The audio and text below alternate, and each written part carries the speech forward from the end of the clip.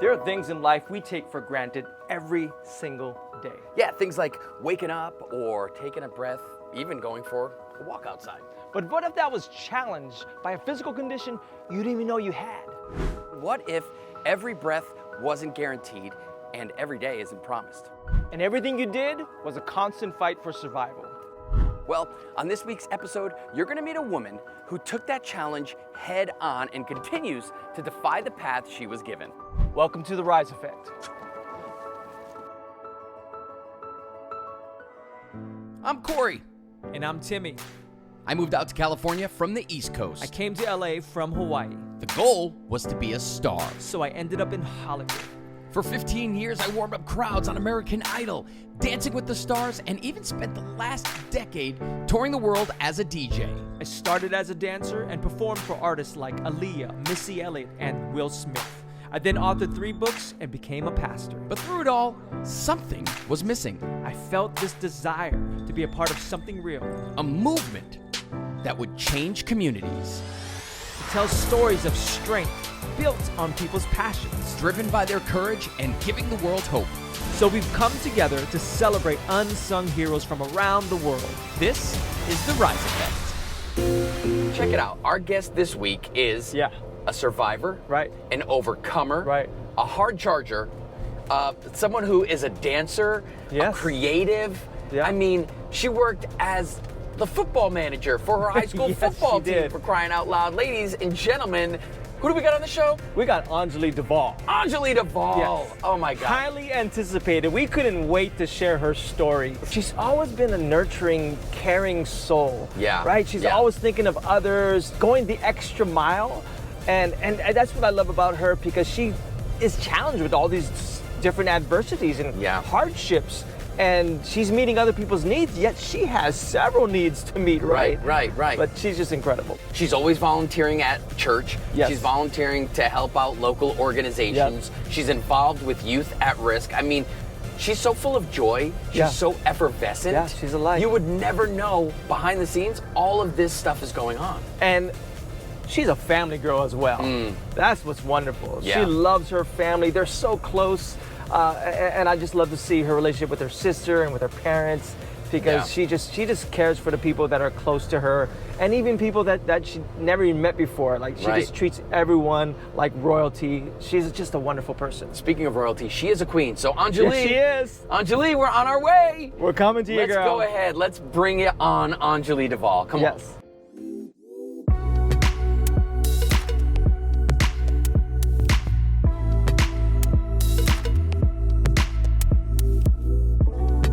Scene 1, take 1. We're excited for today's episode, another episode of the Rise Effect. Yes. And it's someone we both know very well. Yes, family, for Yes. crying out loud. Absolutely. So welcome the lovely Miss ENJOLI DUVALL. Hey! This is awesome. We are so excited for you to be with us, and so honored that you would take the time to share your story. It's an incredible story. Why don't you tell the people out there how it all began? How did it start? Well, it all started when I was born. I was born with a rare disease called Gaucher's disease. And basically it's just a disease that just affects your immune system. I was born without the gene that supports your immune system. So through that, it's just given a lot of complications with my health throughout the years. When you were diagnosed, was it something that people were, ready for? Did they know about it? Were they like, okay, so you've got this, we can do this and this and this? It's so rare. Like, it's one of those illnesses where it's like a needle in a haystack, and unfortunately I'm the needle. Yes.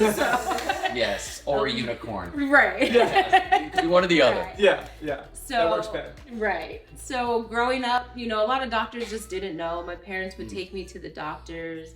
They would run so many tests, and they just wouldn't be able to give us any answers because a lot of people just didn't know, Right. even in the medical field, exactly what it was.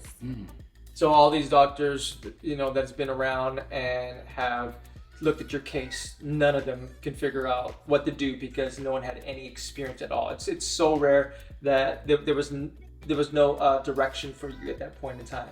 Yeah, they were just learning with us and trying to help me the best that they could, but Right. they just couldn't give They were me guessing or a lot. they couldn't give me or my parents growing up any answers, so we just had to try to do the best that we could. Wow. And like, were there moments that you actually like got scared, that you were fighting for your life, like that you thought this might be it? So when I was a senior in high school, I remember it was in October, and I was a football manager. So I'd be on the field pushing these big old football players back. Of course you were. Yeah. Of course you were. You That's know how me. she does it. That's Keep how people she in rolls. line. Yes. And I remember I was the head football manager my senior year. So I remember I was at a game, and it was October, and I just did not feel well. I was trying to like get through the game, and I just went to my head coach, and I was like, I gotta go home. And I remember in that moment, I didn't know what was going on, but I just felt like my body was just like I needed to go home and rest and lay down. I didn't really know what was going on. 4 or 5 months later, was still at home. Wow. Because my body was just kind of dying and deteriorating. Wow, it was shutting down. Yeah. Like my doctor wouldn't even let me go out of the house because of my compromised immune system.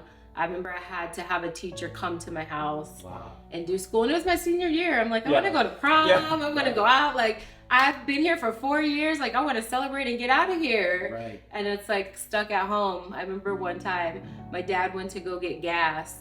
And I remember crying and begging him just to let me go with him so I could get out of the house because I was so bored. And you guys know me. I'm so vibrant and full of life. So being stuck in the house, I was like, Jesus, get me out of here. Yeah, you were trapped. Take us inside of your mental space during that time. Like, I can only imagine for someone to be so extroverted, so involved, senior year, just all the things that come along with being an 18-year-old and going through that part of your life, to have this crippling condition hit you at that moment. What was your mental space like? I remember I was just very confused. I didn't when you don't know what's going on, especially with your body, you know, it's like when you have a headache, you're like, I can take something, I know what's going on. But when your body is actually just fighting against itself, you get confused. There was fear. I was upset. I didn't know what was going on. I just remember just like sitting there and thinking like, why is this happening? Why am I going through this? One week I'm up at school fine, and then the next week I'm down 20 pounds in a week and just deteriorating. So it's like, we don't know what's going on. I don't know what's going on. So I'm like, is this it? It got to a point in high school where you ended up in the hospital, right? Yeah. So like I said, my parents, took me out of school. At first they told my parents it was strep throat. So they gave me penicillin. I was home. And praise God for very smart, parents who were like, I'm sorry. Right. Strep throat, you're not going to lose 20 pounds. Like I couldn't, we had a 2-story house. I had to stay downstairs. I couldn't even walk upstairs. No strength. No strength. Wow. I couldn't eat anything. Dad's like, take her in to the emergency room. It was a Sunday, so my primary physician was not working. So when my mom took me in, I just remember the nurse kind of like looking at my mom, questioning her. And she said, how did she come in here? Because my vitals were not of a living person. So she was looking at me like I was a ghost, basically, because they're just like, we don't understand. I just remember like looking at her crazy, like, I just want to go home. Tell me what's going on. Right. So here you are. You're there. You're like, yes, I'm literally the Walking Dead. Yeah. You were the Walking Dead before the Walking Dead was even a thing. And then what happened next? It was so amazing because, like I said, so many doctors didn't know about Gaucher's disease. It was so new. So the doctor that was on call, they were like, we're so sorry we have to give you the doctor on call because your doctor's not in. So we're just like, okay, bring her in. So she comes in and she just has, this big, just like glow on her face. And she's just like, oh my gosh. Like, she's like, I'm from India and I had to come over here and do a thesis paper. And I did it on Gaucher's disease. So she's like, I know every single thing about it. Wow. And she's like, there's, because at the time, like I said, nobody knew anything. And she's like, I actually know this company who is actually searching for people who have Gaucher's because we want to try a tester treatment on them. But she said, we haven't been able to find any. What are the chances that, you're going to have this condition. Right. Then you're going to end up in the emergency room, not even just going into a hospital and getting admitted. You had to be in the emergency room when you're, and to cross paths with this woman who happened to do a thesis on this same, that story in itself is ridiculous. It's a miracle. Yeah. But what happens there? So then, obviously you're like, me, I'll try it. Yeah. It's like, Yeah, it's like take the treatment or die and wither away. We're like, sign me up for the treatment. I'm here for it. Yeah. What have the doctors up to that point? What kind of limitations Right. have they placed on you? Because I remember we were having this discussion Yeah. earlier, and so they said that you weren't able to do what? I'm a dancer, as you guys know. Yes. I love to dance. Like, dancing is my therapy. To hear somebody say, like, something that I love to do, I shouldn't be able to do it, but I'm doing it. So it's like when I dance, it's even just me doing it in faith, because it's like these doctors are like, shouldn't be able to do it. And like you said, Right. you guys see me dancing all over the place. They said that you wouldn't be able to walk. At some point in time, some doctors had evaluated your condition and said you wouldn't be able to walk, you'd be in a wheelchair. That it would deteriorate my joints and my bones, and that I would have problems with that. And here we are. Yeah. Looking as fab as ever. Come on. Now, let me ask you. I keep getting into this mental space because I know where I would go mentally. Right. Because your friends are living their life. They can't be there all the time. Yeah. So, what's that like?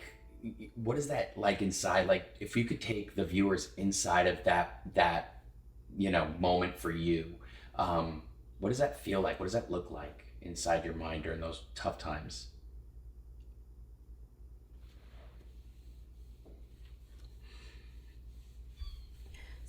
It's hard. Yeah. It's hard. It's hard. Because I remember days where I just didn't understand. I'd be depressed. And I would ask God, why am I still living? Why do I have to go through this? And just, like I said, your body is literally fighting against itself. Yeah. And so it's like there was so much that I didn't understand. And I didn't understand why it was happening. I didn't understand why God let me live.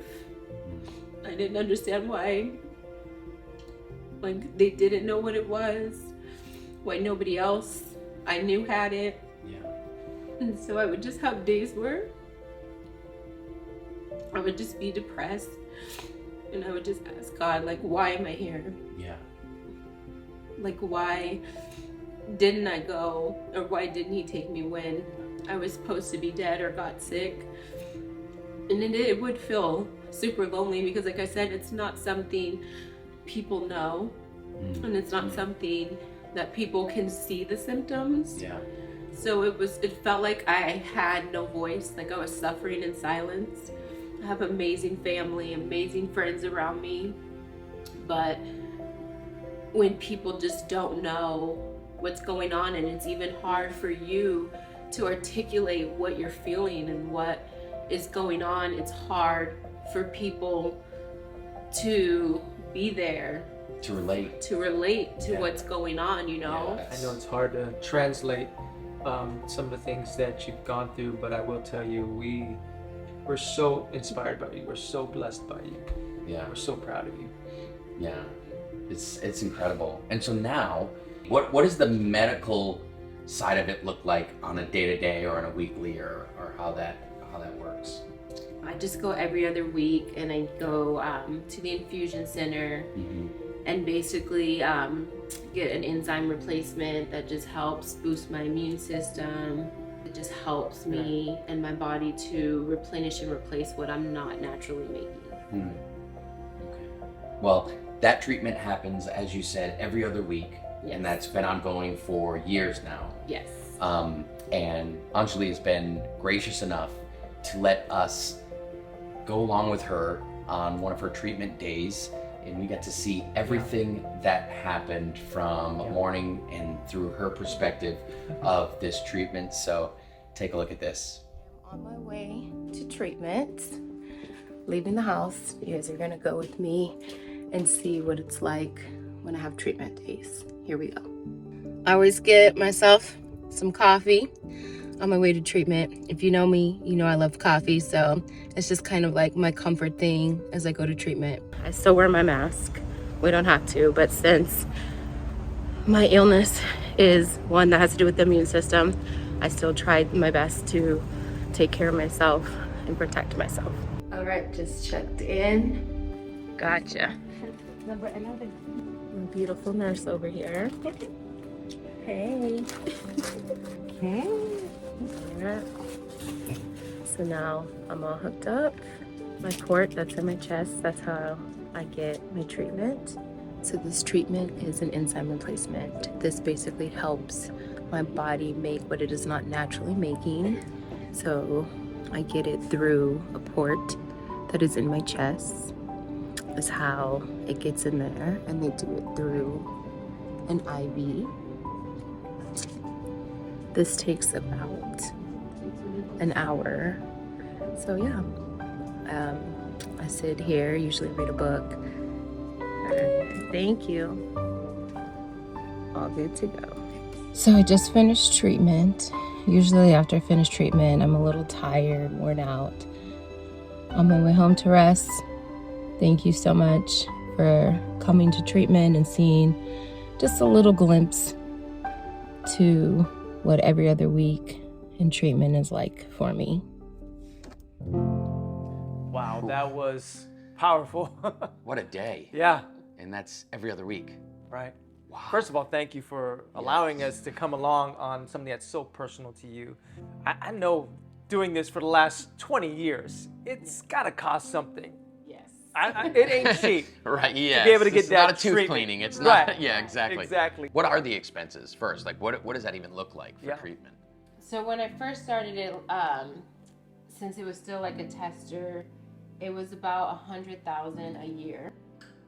Oh, because it's Yeah. a tester discount. Yeah, Yeah, so they gave you 100,000 a year. just 6 100K, digits. just Yeah. 100K, no big Yeah, deal. you know. Oh my gosh. Yeah. Like lunch money, so. Yeah, Okay. yeah, to keep you alive. Exactly. Yeah. So now that it's worth it. been 20 years, obviously the cost has to have gone down, right? Because they've gotten treatment and they've gotten.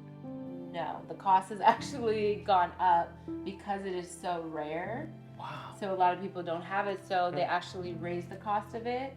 So right now it's can't wait for this. It's about 500,000 a year. A year. A year. Okay, so what are we're filling out every grant, every loan, we're remortgaging homes. How do you do that? Right. How do you possibly do that? Well, it's so amazing because when I first started treatment, like I said, I was a senior in high school when I originally got sick and started on the tester treatment. Yeah. I was on my parents' insurance. You know, when you're young, you get to be on your parents' insurance. The day we turned 23, if you were not in school, then they would remove you off of your parents' insurance. Right. So, you know, I wanted to be a dancer, so I definitely was not in school. Mhm. I was trying to pursue my dance career. Yeah.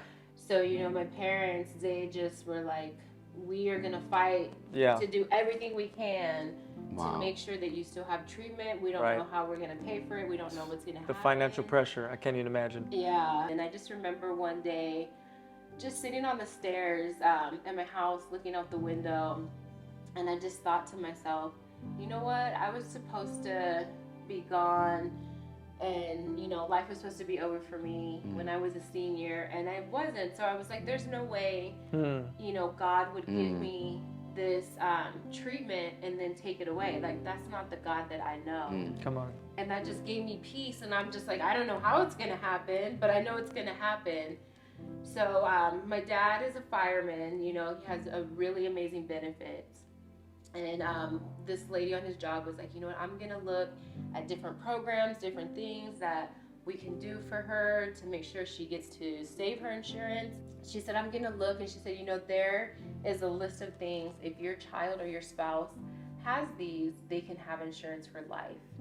So she was like, And how long is the list? so yeah, there was a list of 4 things, and we were just like, obviously Gaucher's wasn't on there. It's so rare. So like I said, I was turning 23 in July, gonna be kicked off my parents' insurance. Yeah. And the lady just said that, you know what, I'm gonna check again. And when she checked again, they had added a 5th thing to the list. And the 5th thing that they had added was Gaucher's disease right before I was gonna get kicked off my insurance. Come on. 2 months from being removed from your parents' insurance. Yep. and she finds this. Yeah. That's winning the lottery. Right, right. Wow. That's incredible. Right, right. Well, I do want to go back because I you know what you said that really stuck out to me was you remember going through this, having this moment and looking out the window. There are people that would look out that window and say, I'm done. This was it for me. Like, I'm glad I made it to 23. Yeah. Like, this is great. But you had a different mindset. You went the other way. You said, I wouldn't be here this long if I wasn't meant to be here longer. Come on. Right. Well, definitely, like how they say, you have to know your people. You have to have your tribe. Like I said, I have amazing parents who, have come countless times and have just sat there. There's been times they only had allowed one person. So they would come and they would switch. My sister, has gone with me. Yeah. I have amazing pastors who, send me prayers and, encouraging words. I've had some of my girls who are worshipers come with me. And, one time I was getting an MRI and I just remember Candace was just in the back worshiping over me. My other friend Spencer has come and just worship. My best friend would literally be working all night and sometimes come and sit with me and fall asleep in the chair. You have to have those people in your life that just encourage you, show up, and who are there. And that just kind of helps me fight because it's like you realize I'm not just fighting for myself, I'm fighting for these people. Yeah. I'm not just fighting for myself. Yeah. You are thriving through this. Yeah. But I know you have many dreams and aspirations. There's a lot of things. You're still in the fight. You're still in the game. You got a lot more to do. So share some of the things that you're heading towards right now. What are you building in your life? What do you currently have your hands in? So for me, just, I want to share wellness with people. I want to be on that journey with other people. So I love it. Want a wellness center. God has just put it on my heart to have a wellness center that provides that for people, and of course provides dance because you gotta dance. Right. Come right. on. Yeah. Right. That's some good therapy right there. That's therapy. Yeah. Absolutely. Help people to just be on a journey of living a life of wellness. And just getting it. So that's what I'm really doing these days, and also work with at-risk youth. I want to be a voice for the voiceless. Yeah. For the people who have no voice, or the people who feel like I'm suffering in silence. How do I do this? I want to empower them and help them to have a voice, to be able to share their story, no matter how big or small, it is. Wow. That's an incredible list of dreams. Yes. And to think of where you were and how far you've come and where you're yet to go. Yep. I know that you have nothing but our support. So is there anything that you'd want to say to anybody who's watching right now? They're looking out that window right now, and they have an open mind to pour a thought into. What would you say to those who need to make a choice? My story is I'm a fighter, and you just got to keep fighting. I know times are hard. I know life gets hard. But one of my favorite, parts of the scripture is this too shall pass. And that is just, I really believe that. Like, you got to keep fighting. You can't give up, because the moment you stop fighting, like, nobody else can even fight for you or with you. There's people around you, but you have to make that choice personally to not give up. And to keep going, no matter how hard it is. Like, I promise, it does get better. You have an amazing rise effect, and it's still happening. All I can say is thank you, thank you, thank you, thank you, and thank you. Thank you. Yeah, and a few more thank yous. Yes, absolutely. Yeah, absolutely. This has been absolutely incredible, and I know our viewers are going to be touched, and what you've shared is going to affect their rise. Yeah. They are definitely going to be deeply affected by what you shared. Yeah. So, well, thank you again. We appreciate you being here. Well, that's it for this episode. Don't forget to tune in next week. We have the Rise Effect live, and we have some special guests that day. What? Someone's going to join you that day. Yes, someone very special is going to join me. I think it's your wife. That's right. That's right. This dynamic duo. Yes, we Cory and all know. Tara. We all know that behind us are the most powerful women in the world. So my wife will be with me on the Rise Effect Live to share her thoughts on this month, the episodes we've had this month, which I know will be this episode and many others. But there's a make reason sure you why tune I'm in. dipping out Yes, on you and Tara. because you've got to celebrate My the woman. 25-year anniversary Hey, with there my it wife is. That's right. is actually on that day, so I will not be there live. But make sure you tune in. It's happening next Tuesday at 5 p.m. Pacific. And until then, Be the rise.